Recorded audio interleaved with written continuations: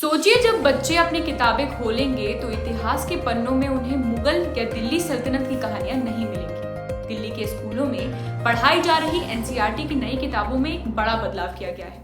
कक्षा 7 की सामाजिक विज्ञान की किताब से मुगल और दिल्ली सल्तनत से जुड़े अध्याय हटा दिए गए हैं। अब उनकी जगह बच्चों को पढ़ाया जाएगा भारतीय राजवंशों की गाथाएं, पवित्र भूगोल की बातें, महाकुंभ जैसे सांस्कृतिक आयोजनों का महत्व और सरकार की योजनाओं का सफर। यानी अब पढ़ाई में भारतीयता की खुशबू और हमारी मिट्टी की महक साफ महसूस होगी। ये बदलाव अचानक नहीं हुआ है, ये राष्ट्रीय शिक्षा नीति एनईपी और राष्ट्रीय पाठचर्या ढांचे एनसीएफएसई 2023 के तहत हो रहा है, जो भारतीय परंपराओं, दर्शन और अपनी शिक्षा प्रणाली को केंद्र में लाने की दिशा में एक कदम है। एनसीईआरटी अधिकारियों ने बताया कि ये किताब अभी पहले हिस्से में आई है, दूसरा भाग कुछ महीनों में आएगा।